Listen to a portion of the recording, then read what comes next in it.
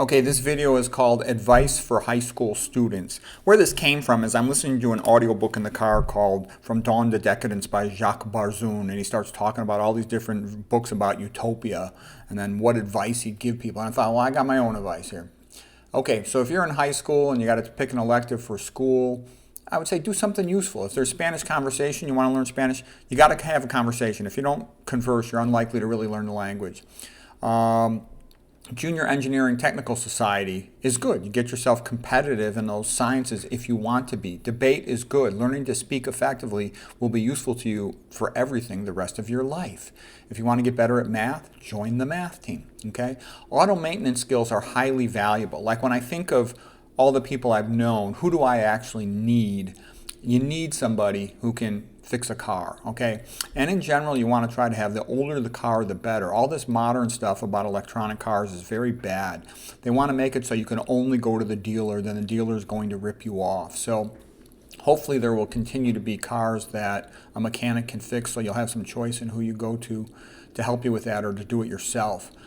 School newspaper could be useful just for the practice in writing. Very few people know how to write well, so you want to teach yourself how to write well.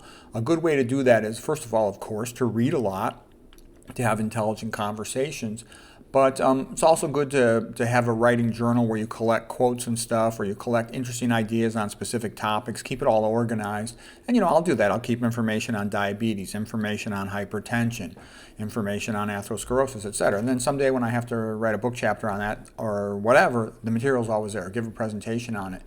A good way to learn how to write well is just to try to learn how to write poetry, especially while you're young, you got more time, because learning how to poetry gets you to pay attention to all the details. And and eventually good writing comes down to telling a story, and the most useful thing is just talk like you would to an intelligent friend, and that will appeal to an audience that would be interested in reading what you have to say. Other things that are useful. Learning photography is good because that helps you with your artistic aesthetic sense.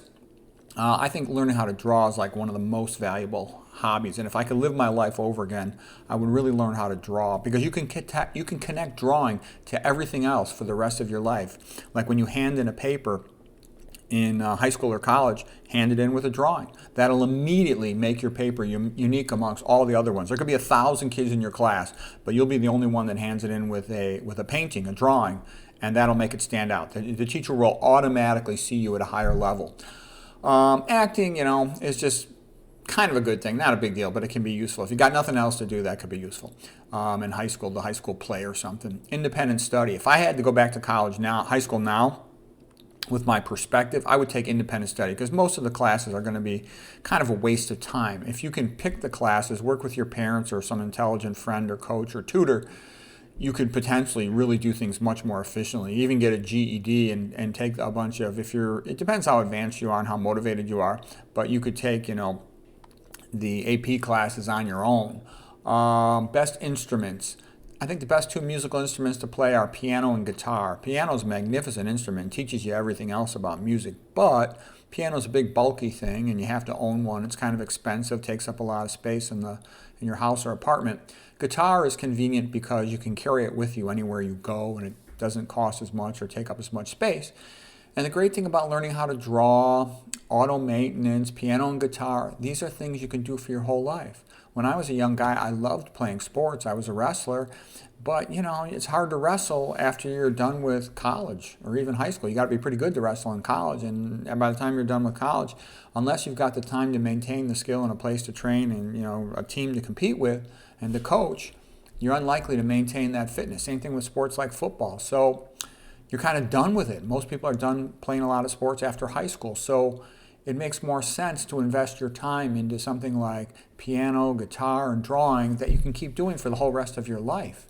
Tennis is a great sport because you can do it your whole life. You can play against men, you can play against women. You get to meet a bunch of rich people. I don't like golf because I think the golf courses smell because they spray so much crap on the grass. Other practical skills. Learn how to grow food.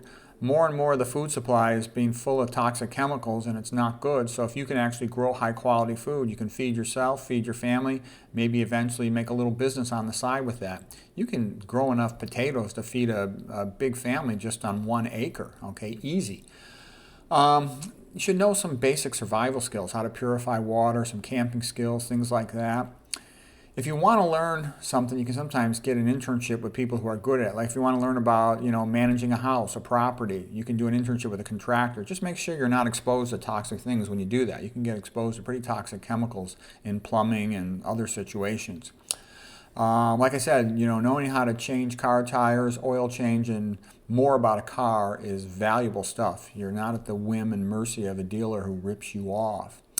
Um, Other valuable skills I think in the future is useful to know how to run electrical generators, know a little bit about heating, air conditioning, and plumbing, because everybody's going to have to deal with these things in their house. And try to, through high school, make friends with people who know these things or have a father or somebody in their family who does, because then whenever you have a problem, you just call your friend rather than calling some stranger company that might rip you off. Very valuable to have computer programming skills. Very few people know computers well. Everybody knows them a little bit, but I mean, who know them actually well and can deal with complex issues. So if you have computer skills, you can also potentially work remotely. That's a great thing to be able to work remotely, through the internet, because then you're not trapped in a location. I've seen people who moved to Hawaii because they could work remotely. You're not stuck in a bad area. You can live wherever you want. If you can, because most people have to move somewhere they don't want to in order to get a job. So having the ability to work on a computer, you can combine skills to work on a computer. Like let's say you're a reasonably good writer and you're reasonably good at drawing. Well, you could make children's books, comic books or something, and websites or videos related to that and work remotely. That would be nice. Avoid things that are bad. A lot of people ruin their life by crazy behavior in high school.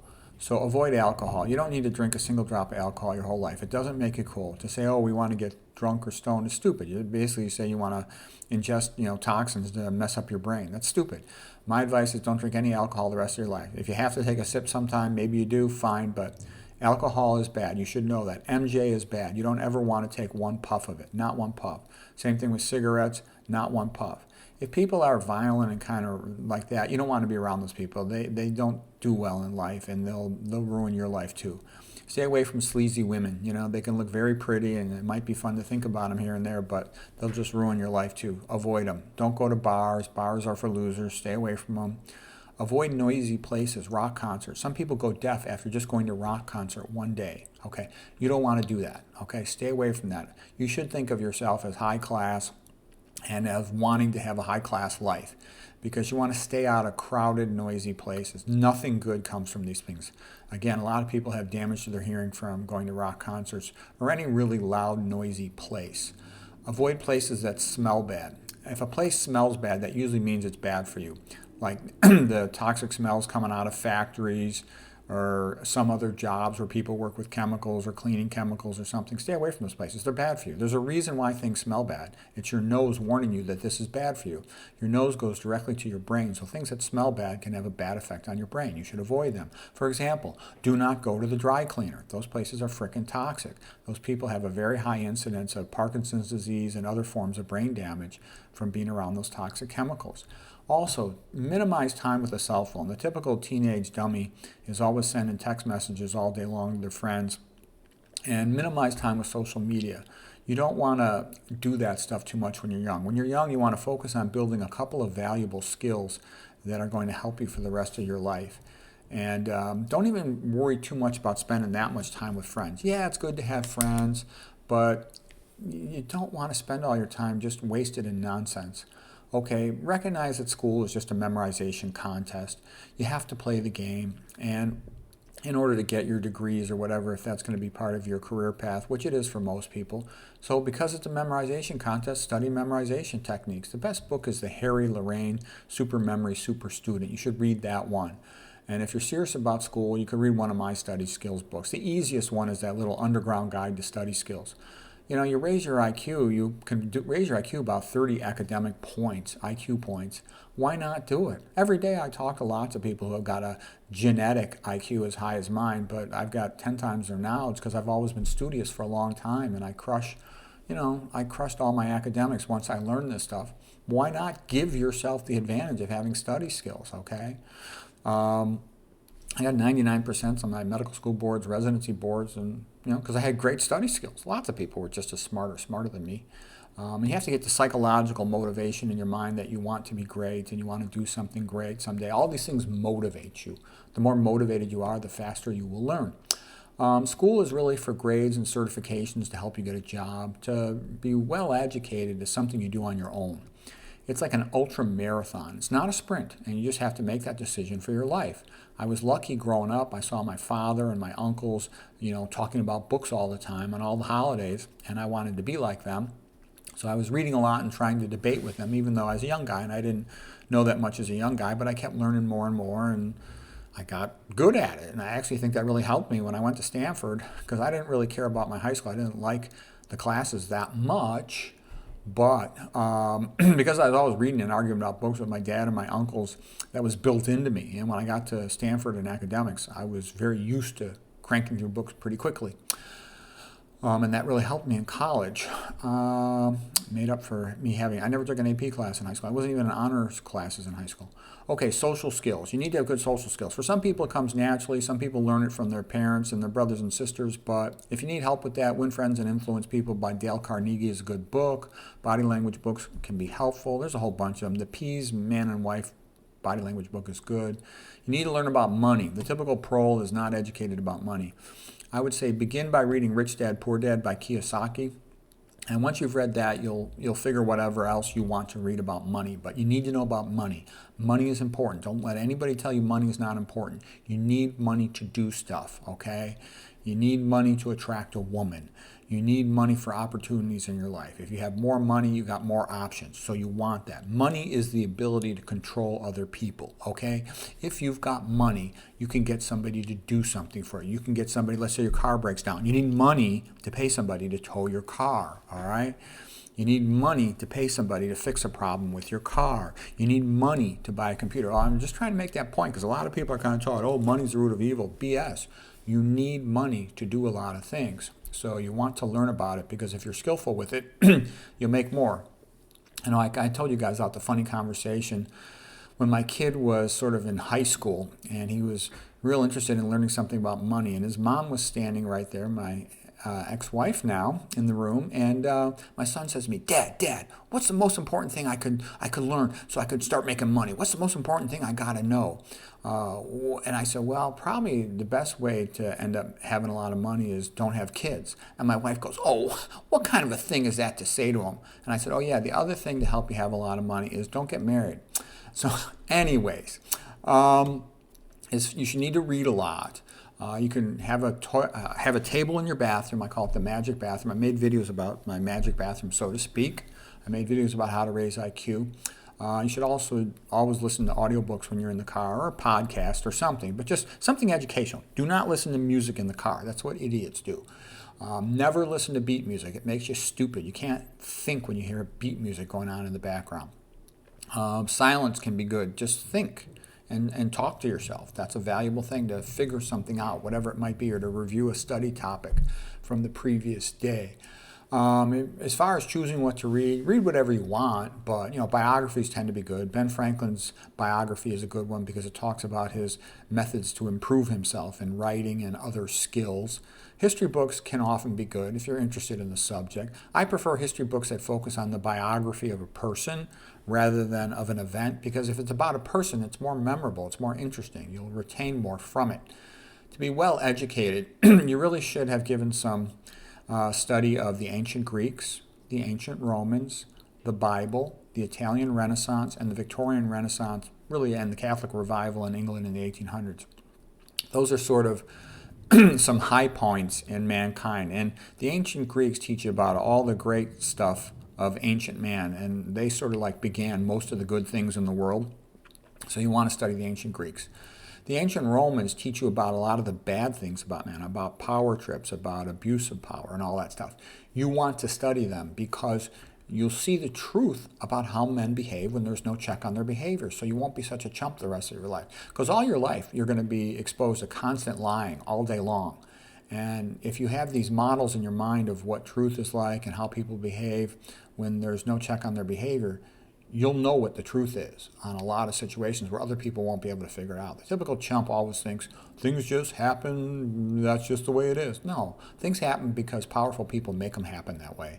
And you need to sort of figure out what do the powerful, rich people want, because they're going to shape a lot of your destiny, whether you like it or not. You should read the Bible. Tons of stuff comes from the Bible, far more than people could imagine.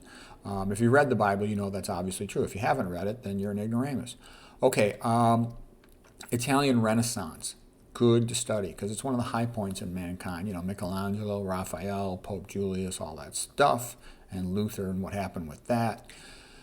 Okay, you know, if you want to learn how to write better, Romantic Manifesto by Ayn Rand, Art of Literature by Schopenhauer, they're fantastic books. The best philosophy book is The Cave in the Light by Arthur Herman.